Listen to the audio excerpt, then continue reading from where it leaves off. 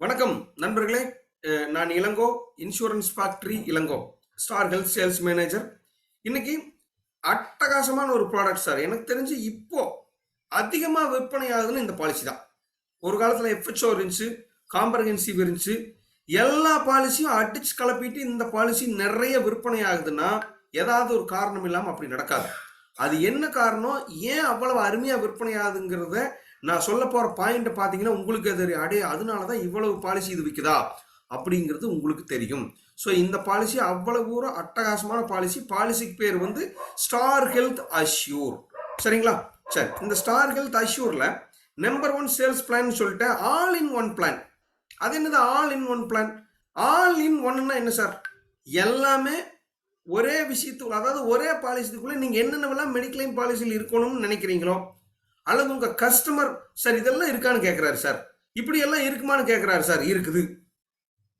அல்லது இப்படி வச்சுக்கலாம், நீங்க ஒரு கஸ்டமருக்கு இந்த பாலிசியை ரெக்கமெண்ட் பண்ணிட்டு வந்துட்டீங்கன்னா அதுக்கப்புறம் யாராவது ஒருத்தர், ஒருவேளை உங்க ஃப்ரெண்டோ அல்லது ரிலேட்டிவோ அல்லது வேற ஏஜென்ட்டோ போய் சார் இந்த பாலிசி சரியில்லாத பாலிசியாமா சார் அப்படின்னு சொன்னாங்கன்னா யூ டோன்ட் வரி, அப்படி யாருமே சொல்ல முடியாது இந்த பாலிசியில. ஏன் சார், ஒரு ஒரு ஒரு பிஎம்டபிள்யூ கார் வாங்கிட்டு வீட்டுக்கு போயிட்டீங்க அல்லது உங்க ஃப்ரெண்டு கிட்ட போயிட்டீங்கன்னா, ஒரு நிமிஷம் ஃப்ரெண்ட்ஸ், நான் பேசுறது கேட்குதா? எனக்கு யாரோ ஒருத்தர் ரெக்கமெண்ட் கேளுங்க. ஏன்னா ஆடியோ ஹேங் ஆன மாதிரி இருக்குது வீடியோ. சார் யாராவது அன்மியூட் பண்ணி சொல்ல முடியுமா? ஸ்க்ரீன் கரெக்டாக இருக்கா? ஆடியோ கரெக்டாக இருக்கா? ஆடியோ கரெக்டாக இருக்கு சார், ஸ்க்ரீன் கரெக்டாக இருக்கு. Okay, good, thank you. சரி, நான் அப்படியே வச்சுக்கிறேன்.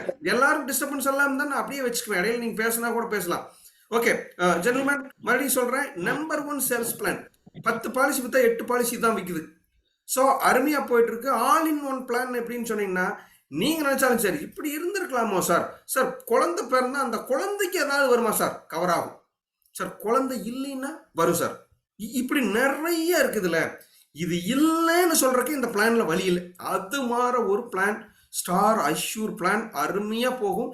ப்ரீமியம் அதே மாதிரி அஃபோர்டபுளாக இருக்குங்க. நீங்கள் எந்த கம்பெனி கூட வேணாலும் கணக்கு போட்டு பாருங்க, ப்ரீமியம் அதை விட ஒரு 500 கம்மியாகும். That is a point. அதனால தான் இந்த பாலிசி அதிகமாக விற்குது. சரி, இப்போ நாம அடுத்தது இந்த பிளானுக்கு உள்ள டீட்டெயில் போறதுக்கு முன்னால சார் எலிஜிபிலிட்டி சொல்லிடுறேன். எல்லாமே ஓகே சார். சார் இந்த பாலிசி யாருக்கு சார் எடுத்துக்கலாம்? ஏஜ், பெரியவங்க ஏஜ் 18 வயசுல இருந்து 75 வயசுக்குள்ள இருக்கிறவங்களுக்கு கொடுக்கலாம். 76 ஆனால் கொடுக்க முடியாது. பாருங்க, முதல்ல 60க்கு மேல கொடுக்க முடியாது, அப்புறம் 65 வரைக்கும் போனாங்க, இப்போ 75 வந்துட்டான். 75 வயசு வரைக்கும் எலிஜிபிலிட்டி கொடுக்கலான்ட்டா. வேற இதை பேச்சே கிடையாது சார்.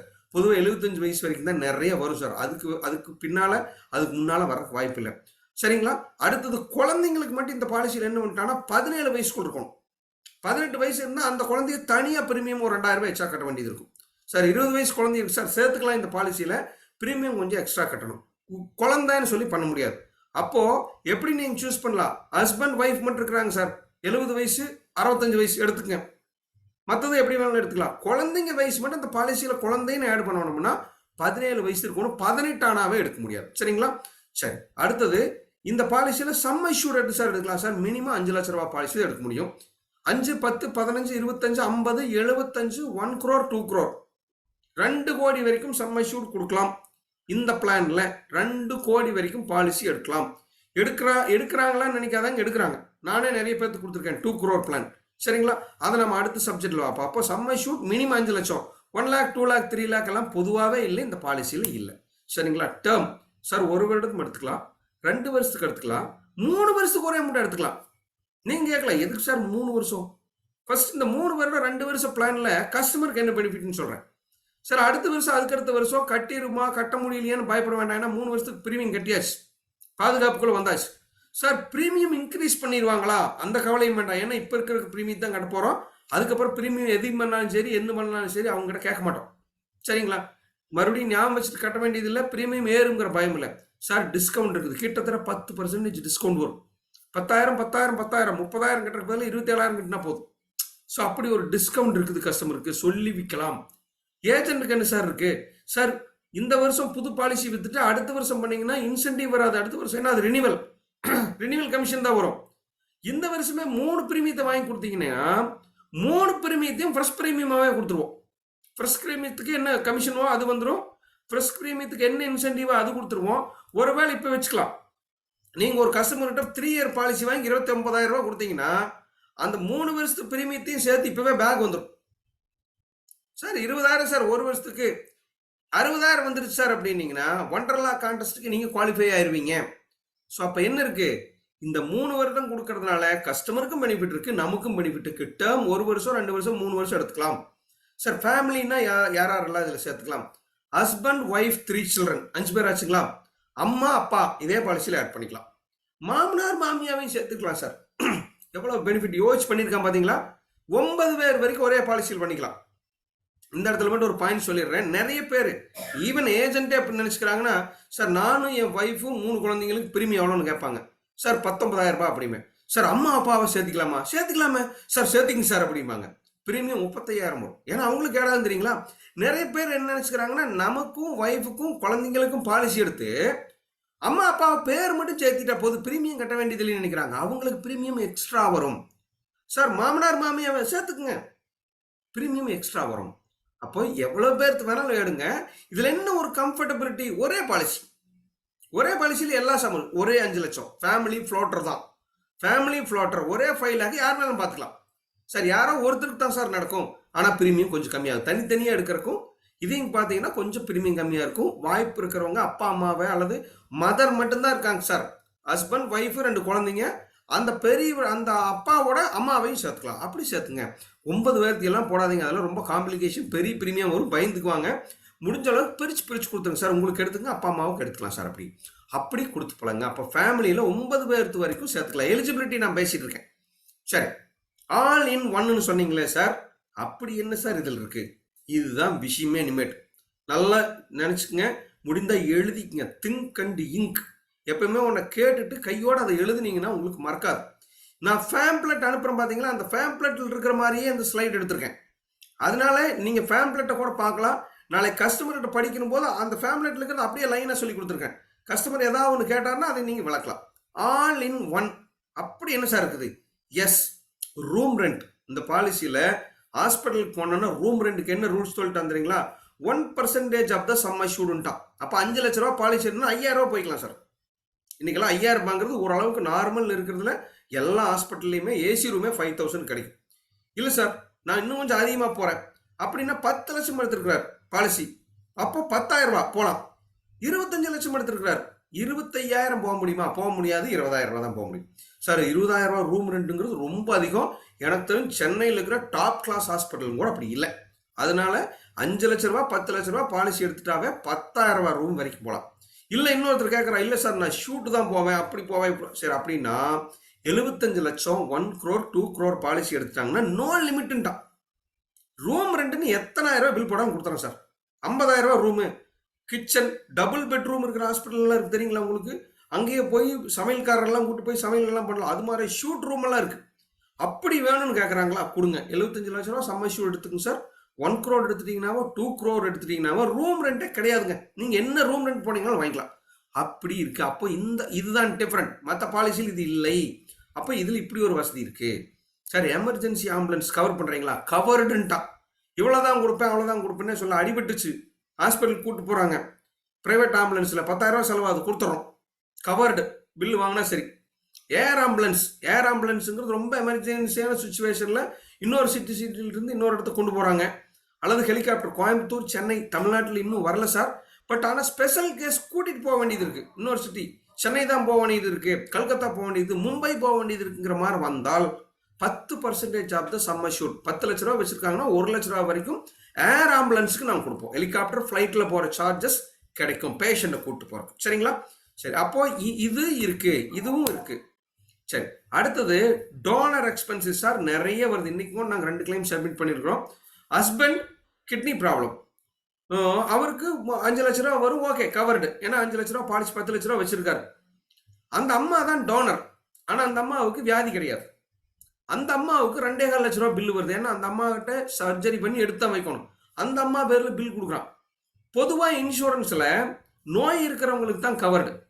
சரி, வேற யாருக்கிட்டையும் இருந்து வாங்குறாங்க, அவங்க பேர் பாலிசியே இல்லை, அதையும் நீங்க கவர் பண்ணலாம். டோனர் நீங்க கொடுக்குறவங்களும் கவர் ஆவாங்க, ரெசிபியன்ட் வாங்குறவங்களும் கவர் ஆவாங்க. இந்த டோனர் எக்ஸ்பென்சஸ் கவர் ஆகும். Day care treatment sir, admit ஆக முடியாது சார், ஆனால் ஒரு சின்ன சர்ஜரி பண்ணணுங்கிறாங்க, கவர் ஆகுமா? ஆகும். இந்த பாலிசியில எல்லா வியாதிக்கும் 24 மணி நேரம் அட்மிட் ஆக வேண்டிய அவசியம் இல்லை.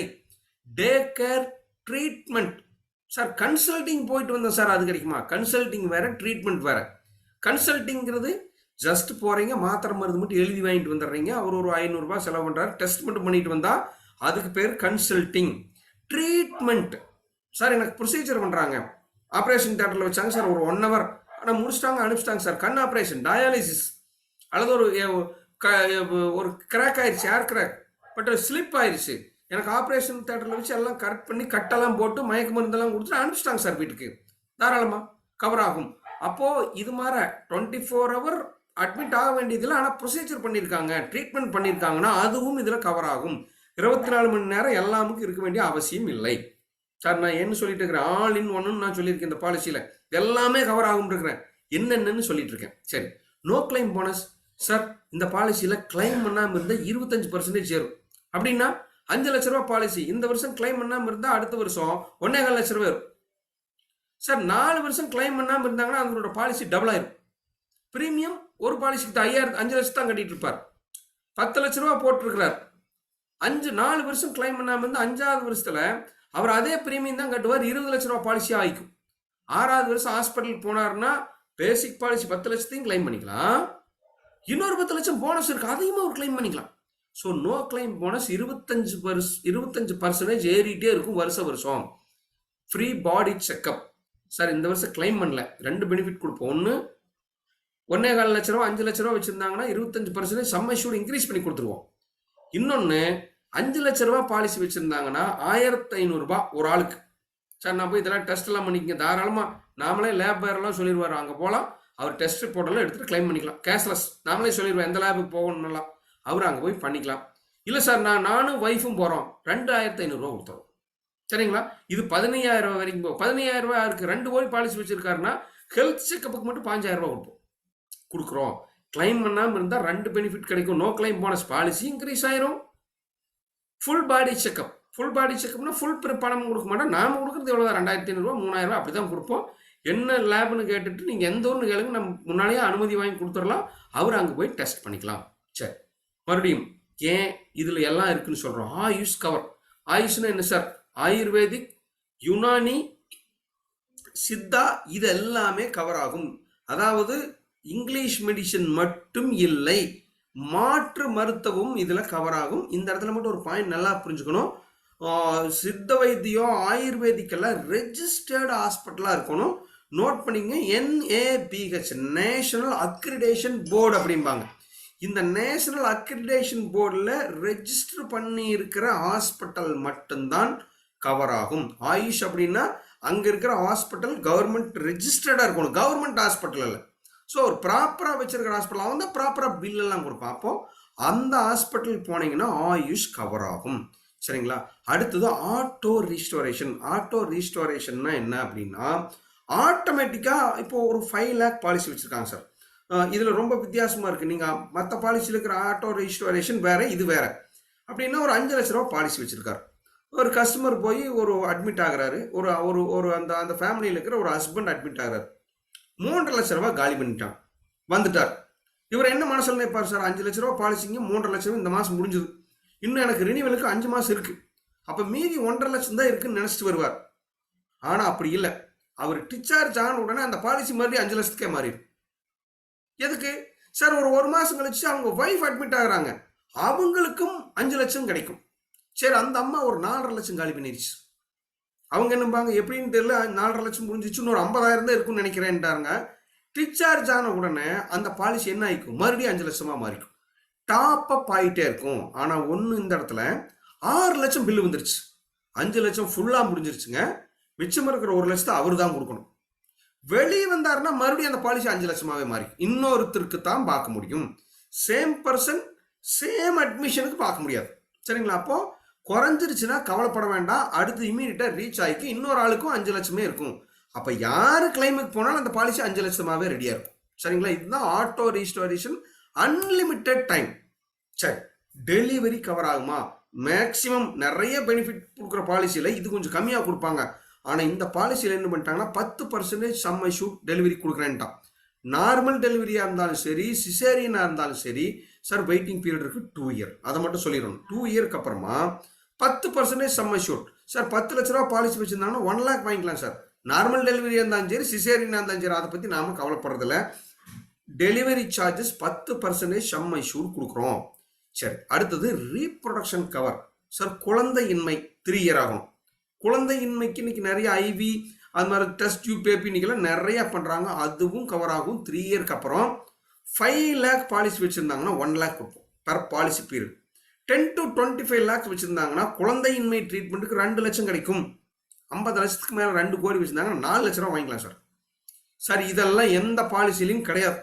நான் செஞ்சு சொல்றேன், இதெல்லாம் அட்டகாசமான கவர். நான் ஏன்னா இன்னைக்கெல்லாம் இந்த ரேஷியோ ஜாஸ்தி ஆகுது சொன்னீங்கன்னா புரிஞ்சுக்குவாங்க. புதுசா கல்யாணம் ஆனவங்களுக்கு சார் பாலிசி எடுங்க, ஒன்னா டெலிவரி வரும், இல்லைன்னு இந்த செலவு வரும். ரைட்டுங்களா? ஸோ நாம நெகட்டிவா பேசல. இன்சூரன்ஸுங்கிறது அதுதான், நடந்தாலும் நடக்கும் அப்படிங்கிற விஷயம் தான். அப்போ டெலிவரியும் கொடுக்குறோம், குழந்தையின்மை ட்ரீட்மெண்ட்டுக்கும் இந்த பாலிசியில் கொடுக்குறோம். அதனால தான் ஆல் இன் ஒன் கவர் அப்படின்னு நான் சொல்றேன். அதனால தான் இந்த பாலிசி அதிகமாக சேல் ஆகுது. New born baby cover. Sir குழந்தை பிறக்குது, 2 இயர் கழிச்சு குழந்தை பிறக்குது. குழந்தை பிறக்கிற போது என்ன ஆகுது அப்படின்னா, அந்த குழந்தைக்கு ஏதோ பர்த்லயே பிரச்சனை, ஏதோ பிரச்சனை, பிறவிலேயே ஏதோ பிரச்சனை அப்படின்னா நோ இஷ்யூ, அந்த குழந்தைக்கு ட்ரீட்மெண்ட் பார்க்கலாம். நீங்க அந்த குழந்தை பேரை ஆட் பண்ணலினாலும் நியூ பார்ன் பேபி கவர் ஆகும். 2 லேக்ல இருந்து 4 லேக் வரைக்கும் கொடுப்போம் சம் இஷ்யூர் பொறுத்த வரைக்கும். 5 லேக் பாலிசி இருந்தால் 2 லேக், 10 லேக் பாலிசி இருந்தால் 2 லேக், 75 லேக்ஸ்க்கு மேல பாலிசி இருந்துச்சுன்னா 4 லேக் வரைக்கும் கிடைக்கும். ஸோ நியூ பார்ன் பேபி நீங்க ஆட் பண்ணலினா கூட, ஆனால் இதில் ரொம்ப முக்கியம், நியூ பார்ன் பேபி கவர் ஆகும்னா டெலிவரி கவர் ஆயிருக்கணும். அப்படின்னா பாலிசி போய் 2 இயர் ஆகி டெலிவரி ஆகுது, டெலிவரிக்கும் நம்ம காசு கொடுத்துருவோம். அந்த குழந்தைக்கு ஏதாவது பிரச்சனை இருக்கு, அந்த குழந்தைக்கு ட்ரீட்மெண்ட் பார்க்கணும்னா நோ ப்ராப்ளம், அந்த பாலிசியில ஆட்டோமேட்டிக்கா நியூ பார்ன் பேபி என்ன ஆகும், கவர் ஆகும். அது இல்லாம இன்னும் நிறைய விஷயங்கள் இருக்குது. ஆஸ்துமாவும் பண்ணிக்கலாம். ஆர்டினரி பாலிசியில ஆஸ்துமா ட்ரீட்மெண்ட் பண்ண முடியாது, இது கவர் ஆகும். உறவினர்களுக்கான போக்குவரத்துங்கிறான் சார், இதெல்லாம் ரொம்ப ரேர். அப்படின்னா வெளியூர்ல ஒருத்தர் போறாரு, அங்கேயே அடிபட்டு இது பண்றாரு, இங்கிருந்து எல்லாம் போறாங்க, அவங்கள கூட இருக்கிறக்கு ஒருத்தர் போறாரு, ஃபிளைட் டிக்கெட் வச்சிருக்காரு, ட்ரெயின் டிக்கெட் வச்சிருக்காரு, கிளைம் பண்ணிக்கலாம். ஒருவேளை வெளியூர்ல ஒருத்தர் ட்ரீட்மெண்ட் பார்க்கறாரு, இறந்து போறாங்க, பாடி கொண்டு வர்றதோ இது மாதிரி செலவுகளுக்கு 15,000 ரூபாய் வாங்கிக்கலாம் சார். இதெல்லாம் ரொம்ப, அதாவது ரொம்ப எக்ஸ்பிளைன் பண்ணாதீங்க, இதெல்லாம் இருக்குதுன்னு தெரிஞ்சுக்கங்க. நெட்வொர்க் ஹாஸ்பிட்டல் இருந்தா 1% எரிச்சா ஒரு 5,000 ரூபாய் கொடுக்குறோம். நெட்வொர்க் ஹாஸ்பிட்டல் தான் எல்லாமே போறோம், பட் இருந்தாலும் அப்படி ஒன்று இருக்குது. ஷேர்ட் அக்காமடேஷன் அப்படின்னு என்ன, அம்மா குழந்தை 2 பேருமே அட்மிட் ஆகுறாங்க, 2 பேரும் ஒரே ரூம் ரெண்ட் ஷேர் பண்ணிக்கிறாங்க அப்படின்னா 1000 ரூபாய் எக்ஸ்ட்ரா வாங்கிக்கலாம் ஒரு நாளைக்கு. ஏன் 2 ரூம் ரெண்ட் வராது இல்லையா சார்? நாங்கள் 2 பேரும் ஒரே ரூம் இருக்கிறோம், ஒரு பெட் மட்டும் போடுங்க. இன்னைக்கு ஹாஸ்பிட்டல் அப்படிலாம் பண்றாங்க. அப்படி பண்ணீங்கன்னா ரூம் ரெண்ட் ஒருத்தருக்கு மட்டும்தான் வரும். அப்படி பண்ணீங்கன்னா ஒரு நாளைக்கு 1000 ரூபாய் கேஷா கொடுத்துறோம். ஸோ இதெல்லாம் பெனிஃபிட். இரண்டாவது மெடிக்கல் ஒப்பீனியன். சார் போறாங்க ஒரு சர்ஜரி பண்ணணுங்கிறாங்க, நீங்க அந்த கஸ்டமர்கிட்ட கேட்டு ஸ்டார் ஹெல்த்ல இந்தியாவில் நம்பர் 1 ஹாஸ்பிட்டல் யாரோ அவர்கிட்ட ஃபோன் பண்ணி கொடுப்போம். உங்க ட்ரீட்மெண்ட் சம்மரியெல்லாம் வாங்கி அங்கே கொடுத்துட்டு அவரே உங்களுக்கு அழகா அட்வைஸ் பண்ணுவார் என்ன பண்ணணும் எப்படிங்கிறது. Free, number 1 specialist. சும்மா டுபாக்கூர்லாம் கிடையாது, அவரே சொல்லுவார் என்ன பண்ணணும் எப்படி, எல்லாமே சொல்லுவார். இரண்டாவது இலவச மருத்துவ ஆலோசனை கிடைக்கும். செகண்ட் ஒப்பீனியன் ஸ்பெஷல் டாக்டர் கிட்ட இருந்து ஸ்டார் ஹெல்த்தே அரேஞ்ச் பண்ணி கொடுக்குது. இது மாதிரி பெனிஃபிட் எல்லாம் இந்த பாலிசியில இருக்குது. அதனாலதான் இந்த பாலிசி என்ன சொல்றோம், நம்ம ஆல் இன் ஒன் பாலிசிங்கிறோம். சூப்பரா சேல் ஆயிட்டு இருக்கு.